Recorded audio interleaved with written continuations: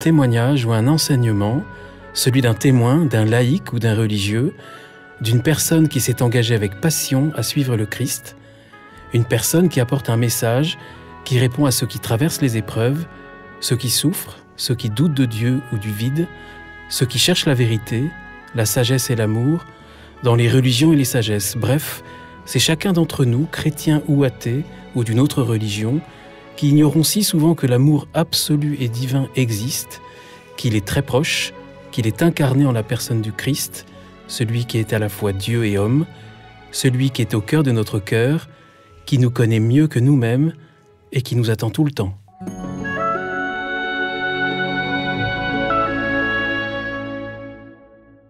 Bonjour chers auditeurs de ZTO, bienvenue pour un nouvel épisode, je suis Guillaume Devoux et c'est un très grand moment que nous allons partager ensemble pour cet épisode exceptionnel, diffusé à l'occasion de la Toussaint, puisque j'ai l'immense joie de retrouver Annick de Souzenel.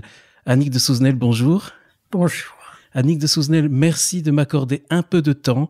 Nous nous étions quittés l'an dernier, vous alliez fêter votre centenaire, et je vous avais remis à l'occasion un cadeau, une sculpture de Frédéric Le Marchand, que j'avais rencontré juste avant.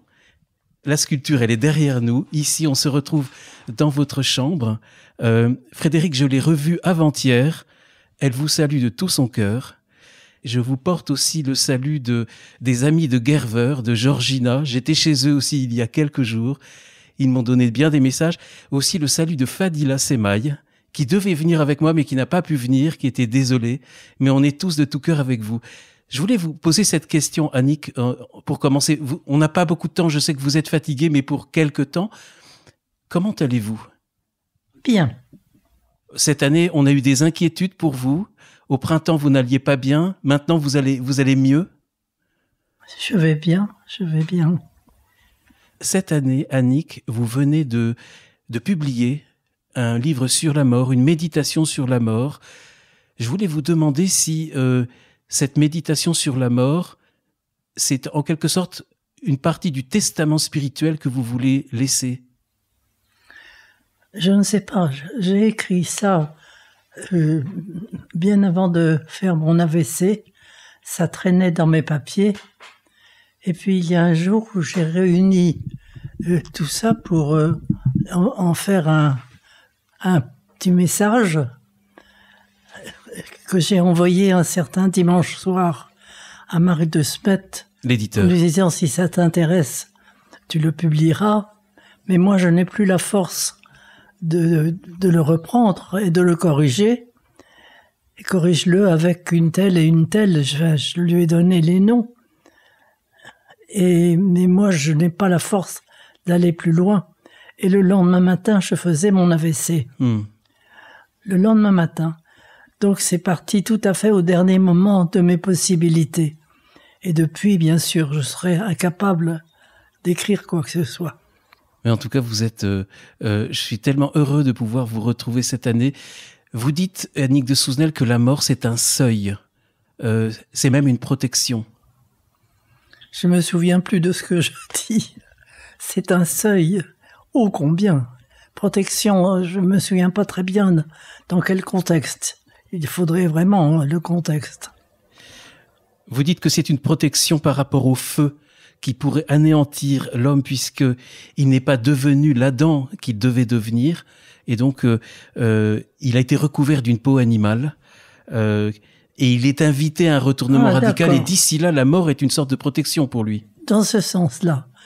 C'est-à-dire que il est tiré du monde animal et quand il arrive à l'examen de passage, si je peux employer ce mot-là, pour aller plus loin, là, il échoue. Et c'est là où il est renvoyé à l'état animal, mais en gardant l'image divine qu'il est. Enfin, le mot image est très mauvais. C'est cette réalité divine, mais potentielle qu'il est. C'est à lui de reconquérir la réalisation de ce potentiel. Vous dites aussi, surtout, Annick, que la mort est une mutation. Nous ne mourrons pas, nous mutons. Oui, tout à fait. C'est difficile à comprendre. En quoi c'est une mutation ? C'est une mutation en ce sens que c'est une mutation ou pour retourner à l'état animal, ou pour grandir, selon que l'on a passé le test que l'on n'a pas passé. Alors vous dites aussi, Annick, que le mot « mort » apparaît dans la Bible, dans la Genèse, au 2e chapitre, et qu'il il a peut-être été mal traduit parce qu'on l'a compris comme une punition, alors que vous dites que ça n'est pas une punition, la mort. C'est-à-dire que le mot est mauvais. La mort n'est pas cela. C'est en effet une mutation. Une mutation pour retourner à l'état animal. C'est de cela dont il est question. Adam, dans cette perspective, ne passe pas la porte et est renvoyé à l'état animal. C'est en ce sens-là qu'il y a mutation. Et vous dites également, Annick, que nous vivons actuellement une évolution considérable de l'humanité, parce que nous sommes également en train d'accéder au message divin à d'autres niveaux que ceux qui ne suffisent plus aujourd'hui. J'ai surtout expliqué que cet examen de passage se joue au début du 7e mois de gestation de l'humanité. Où nous sommes aujourd'hui. Nous sommes dans un grand ventre cosmique et au bout du 7e mois, il y a cet examen de passage. Est-ce que tu es capable d'aller plus loin ou est-ce qu'il faut que tu retournes à l'état animal? Et dans un premier temps, apparemment, il semble que l'Adam soit retourné à l'état animal. Et aujourd'hui, nous vivons une deuxième étape. Nous arrivons au 7e mois de gestation après ce retournement à l'état animal. Nous sommes à nouveau au seuil de ce 7e mois et nous sommes en train de passer cet examen de passage. Es-tu capable d'aller plus loin ou bien faut-il encore que tu retournes à l'état animal? Cet examen, il est au niveau de l'humanité entière aujourd'hui. De chacun de nous. De chacun de nous. Et vous trouvez que ça se passe comment? C'est crispé. Comment ça se passe d'une façon qu'il est très difficile de vivre. Mais si on reste fidèle à ce qui nous est enseigné, ce qui est écrit en nous, si on déchiffre ce qui est écrit en nous, on n'a pas à avoir peur. Vous n'avez pas peur du tout? Non, je ne crois pas. Non. Et êtes-vous même pressé d'être de l'autre côté de cette mutation? Je dois dire que c'est inutile d'être pressé ou pas. J'obéis. Vous obéissez. Il y a une longue exploration du mystère de l'homme et de la femme dans votre œuvre on n'a pas bien compris, et vous nous expliquez qu'on n'a pas bien compris la séparation entre Adam et celle qu'on a faussement appelée Ève. Vous pouvez expliquer pourquoi justement il y a eu une telle confusion? Si, on a très bien appelé Ève, mais après l'épreuve. Voilà. Quand l'Adam est retourné à l'état animal, il est retourné dans ce dualisme homme-femme. Et on a gardé le nom d'Adam pour l'homme, et la femme a pris le nom de Ève. Voilà, mais Ève n'est pas Isha. Voilà, et on a confondu en fait Isha et Ève quelque part. Oui. Est-ce que c'est pas la source de beaucoup de problèmes de l'histoire de l'humanité et aussi peut-être de la place de la femme dans l'histoire? Bien sûr, il n'y a que de faux problèmes. Des faux problèmes, mais c'est quand même étonnant. On a l'impression de commencer un temps nouveau parce que de nombreux voiles, c'est une grande partie de votre œuvre, Annick de Souzenel, de nombreux voiles se lèvent sur des mystères incompris des origines, notamment sur la signification de la mort, on en a parlé, du féminin. Pourquoi est-ce qu'on s'est trompé pendant des siècles et pourquoi tout d'un coup on accède à d'autres niveaux de compréhension? Ces niveaux sont à l'intérieur de nous. Et lorsqu'on est dans l'amour, on y accède. C'est la force de l'amour qui fait y accéder. Donc, c'est tout simple, en fait. Je dirais que la personne la moins cultivée peut y accéder parce qu'elle peut atteindre à l'amour total. Oui, ça vous l'aviez bien dit lors de nos derniers échanges l'année dernière, Annick de Souzenel. Tout cela n'est pas une question de quotient intellectuel et de savoir intellectuel. Bien sûr que non.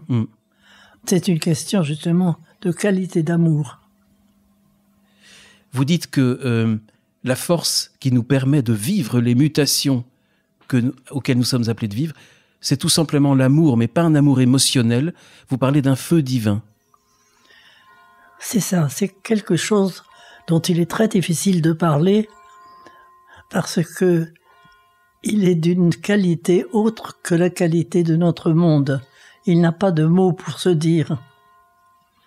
Et la personne qui n'en a pas fait l'expérience ne peut pas comprendre. C'est quelque chose qui relève aussi de la sensation, qui relève de quelque chose qu'on vit, qui s'expérimente, mais qui n'a pas de mots pour se dire. Et quand même, alors qu'on pourrait s'inquiéter d'assister à une fin du monde aujourd'hui, vous dites que nous ne sommes qu'à un temps de l'histoire, un temps au cours duquel le monde est en train de s'éveiller. Mais en même temps, vous dites le grand retournement est proche. On est en train de le commencer. Ça veut dire quoi pour ceux qui peuvent avoir peur d'une fin du monde aujourd'hui ? Il ne peut pas y avoir de fin du monde. C'est infantile de dire ça. C'est la fin du monde que nous avons connu, de cet état-là. C'est un changement d'état. On sort de l'état infantile pour entrer dans l'état adulte ou retourner à l'état animal avec un potentiel humain, mais pour recommencer le chemin. Une partie de l'humanité comprend, une autre partie ne comprend pas. Vous dites que le collectif, le monde aujourd'hui, l'humanité est saisie dans cette bascule cosmique qui se fait rupture entre ceux qui l'accompagnent d'un renversement intérieur, d'une conversion intérieure, et ceux qui s'en affolent. Et il y en a beaucoup qui s'en affolent aujourd'hui. Oui, mais de plus en plus qui entrent dans l'incompréhension. De plus en plus. Dans l'incompréhension ? Dans la compréhension. Dans l'expérimentation. Qui expérimente. Parce que c'est une question d'expérience. C'est pas une question de compréhension. C'est une question d'expérience. C'est le corps tout entier qui participe. Est-ce que c'est la raison pour laquelle le fait qu'il y a de plus en plus de personnes qui rentrent dans la compréhension, vous êtes tellement rayonnante aujourd'hui, tellement lue, tellement écoutée, les podcasts que je fais avec vous sont les plus écoutés et de loin. Parce que vous répondez à cette soif, quelque part, de compréhension ? Tant mieux. C'était votre mission ? C'est votre mission de vie ? Je sais pas. Vous me posez des questions, je réponds. Non, mais je vous les pose avec bonheur et avec émotion aussi, et plein de reconnaissance et de gratitude, oui. Annick, et je sais ce que vous représentez pour des milliers, des centaines de milliers de personnes ici en France. Un des problèmes, justement, parce qu'on parle de cette différence entre la compréhension et l'incompréhension, c'est souvent le mental que vous dénoncez. Le mental, il est devenu le maître et la sagesse servante. Et le mental est devenu maître. Oui, la sagesse, elle n'a pas beaucoup. Elle n'existe pas beaucoup. Enfin, elle est servante à un autre niveau. Vous dites que l'intelligence de l'Adam redevenu animal semble avoir pris une autonomie revancharde de la connaissance. Vous parlez même du chat GPT et des autres soi-disant merveilles actuellement découvertes. Il y a des dangers à l'heure actuelle même au sujet de l'intelligence et de l'intelligence artificielle. L'intelligence peut nous conduire à la catastrophe. Nous voyons bien ce qui se passe à l'heure actuelle. Quand nous voyons les guerres je perds les mots, vous savez. Quand on voit les causes qu'ils donnent à leur action. Oui. C'est navrant, c'est infantile. Ça n'a plus de raison d'être. Il y a des crispations, ça va bien se passer, mais ça peut être douloureux quand même comme cap. Ce cap que nous vivons tous à l'heure actuelle. C'est douloureux d'ailleurs. Ça peut être douloureux, c'est certain. Et c'est même douloureux. Moi, je vois les pauvres gens qui sont arrachés de leur maison. Je me dis que si j'étais arraché d'ici, moi qui suis paralysé, maintenant, je ne sais pas comment je pourrais vivre. Donc, je serais dans des conditions physiques extrêmement difficiles. Donc, il faudrait que je garde... est-ce que je garderai cette même sérénité, cette même paix? Je crois que tant que je ne suis pas affronté à une épreuve pareille, je ne peux pas répondre. On ne sait jamais ce qu'on sera. Et je pense qu'il y a des êtres qui sont dans cette même situation à l'heure actuelle. Bien sûr. En Israël, comme dans le monde arabe. Chez les Palestiniens notamment. Je change complètement de sujet, Annick, si vous voulez bien, parce que dans votre méditation sur la mort, vous posez des questions sur la mort. Vous posez cette question, peut-on choisir le moment de la mort? Parce que vous dites abréger les derniers jours, les dernières heures. Vous dites que prolonger artificiellement une vie, que seule la médication entretient, c'est parfois excessif. C'est-à-dire que maintenant, on a des moyens, avec la pharmacopée, de prolonger. Je ne suis pas sûr que ce soit très, très juste. Et ceux qui en font une question de dogme ou une question d'une valeur quasi religieuse tellement centrale, vous dites que peut-être qu'ils se trompent parce qu'abréger les derniers jours, Dieu, il est très miséricordieux et vous ne pensez pas que c'est un problème si crucial que ça? Vous savez, toute est une question de cas, je ne peux absolument pas répondre comme ça. C'est très vague, votre question. Donc, en fait, c'est bien de pouvoir ouvrir ce sujet-là. Oui, mais je ne crois pas qu'on ne peut répondre que cas par cas. Exactement. Et pareil, pour retarder un processus d'accomplissement, prolonger indéfiniment des vies de personnes inconscientes, vous vous posez la question si c'est juste de le faire. Vous savez, on a eu cet exemple navrant qui a duré des années. Vincent Lambert. Oui, c'est navrant. Ce sont des pauvres gens qui n'ont pas pu accepter le départ de leur fils et ils l'ont mis dans une situation certainement extrêmement difficile. Alors, c'est navrant, ça, vous voyez. Donc, c'est vous dire que les moyens pharmaceutiques sont puissants. Mais il y a des moments où il faut savoir lâcher et accepter que c'est fini. Voilà. Annick, vous avez un chapitre dans votre livre sur le rôle de Saint Michel et de celui que vous appelez le Satan.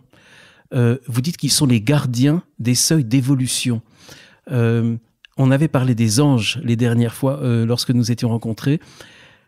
Est-ce que vous pouvez en dire un petit peu plus sur comment vous le voyez aujourd'hui? Parce que je sais que les anges, les archanges sont souvent avec vous. Et ce rôle de Saint Michel et du Satan? C'est-à-dire qu'ils sont tous les deux des plus hauts niveaux des mondes angéliques. Ce sont des chérubins et des séraphins. Et le Satan est un séraphin de très haute qualité, mais il a la charge difficile de présenter les tests pour savoir si l'homme est capable d'aller plus loin ou non. Et évidemment, il y a tout un rôle aussi qu'on lui attribue et qui nous paraît d'abomination, de la désolation. Donc c'est très difficile, tant qu'on n'est pas dans cette dimension-là, de répondre à cette question. Et Saint Michel? Et Saint Michel, c'est le plus haut des archanges, le plus haut des séraphins. Le plus haut des séraphins. Des chérubins. Attends, je suis en train de confondre chérubins et séraphins. C'est pas grave. C'est pas grave. C'est tellement important la différence entre les archanges, les chérubins, les séraphins. Oui, c'est différent. Et c'est important de le comprendre. Les archanges sont de hiérarchie inférieure. Les chérubins et les séraphins sont les plus hautes hiérarchies. Donc il y a vraiment des entités spirituelles qui sont séparées de nous. Parce qu'on se pose la question, je l'ai posée à Frédéric Lemarchand et Audrey Fella dans le dernier épisode, si l'ange, il est à l'extérieur de nous ou en nous? Parce que beaucoup de gens s'intéressent, se passionnent aux anges. Je crois que c'est une fausse question. Ils sont et à l'intérieur et à l'extérieur. Et vous parliez du Satan, vous parliez Satan, le diable, c'est le séparateur, c'est bien la même entité. Est-ce que vous croyez, ou peut-être que vous allez me dire que ma question n'est pas bonne, mais je la tente quand même, que l'enfer est éternel? Je ne sais pas. Je ne sais pas du tout. Je ne peux pas répondre. J'en ai pas l'expérience, en tout cas. Est-ce que ça vous paraît important de savoir s'il est éternel ou pas? Je ne peux répondre que Dieu est amour. Et il y a ceux qui se fondent dans cet amour et il y a ceux qui le refusent. C'est tout ce que je peux vous dire. Je ne sais pas comment ça se passe. Alors, dernier mot, Annick, si vous le voulez bien, avant que nous nous quittions, et pour tous les auditeurs qui vous écoutent, peut-être un mot que vous voulez leur dire ou un message que vous voulez leur transmettre. On est à quelques jours de la Toussaint, de votre anniversaire, et c'était une nouvelle rencontre. Je suis tellement heureux de vous avoir rencontré. Vous voulez dire quelque chose en plus? Bon, ce que je peux dire, c'est inviter toute personne à s'ouvrir en haut. Parce que l'intelligence reste très, très, très liée à notre corps.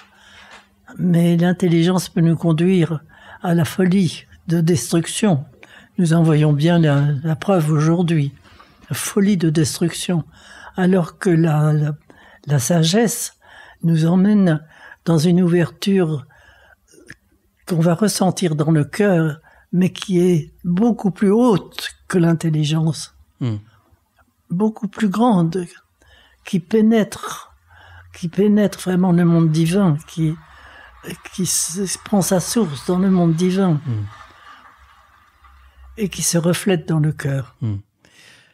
Oh, j'ai encore une dernière question, si vous le voulez bien, parce que avec Fadila Semaï, on voulait venir vous voir et échanger avec elle, Fadila qui vient du monde musulman, qui vient du monde arabe, et avec vous parler de Marie et du rayonnement de Marie à la fois dans le monde chrétien et dans le monde musulman. Alors Fadila n'est pas là, mais pourquoi Marie est si universelle, Annick de Souzenel? Marie, elle est l'âme du monde. Elle est l'âme du monde. Elle est le cœur qui bat. C'est évident. Et elle ne fait qu'un avec le Christ. C'est le cœur du monde qui bat. Et c'est pour ça que ce malheureux peuple d'Israël n'a pas compris grand-chose. Pour l'instant. Mais il va entrer dans cette communion, c'est sûr. Annick de Souzenel, je vous remercie de tout mon cœur. C'est une grande joie de vous voir. C'est gentil, mais je suis désolée. De quoi? De ne pas pouvoir être plus présente. Ah, vous êtes très présente. Parce que je suis fatiguée très vite. Mais je vous remercie infiniment. On est ici à Rochefort-sur-Loire, juste pas très loin de votre maison, où on avait tenu nos derniers entretiens. Mais j'espère à bientôt, Annick de Souzenel. Merci beaucoup. Merci infiniment, Annick de Souzenel. Merci à tous ceux qui ont porté aussi cette émission et que je citais au début, Frédéric, Fadila, Georgina particulièrement. À bientôt, chers auditeurs, pour un prochain épisode. Merci infiniment, Annick de Souzenel. Merci beaucoup.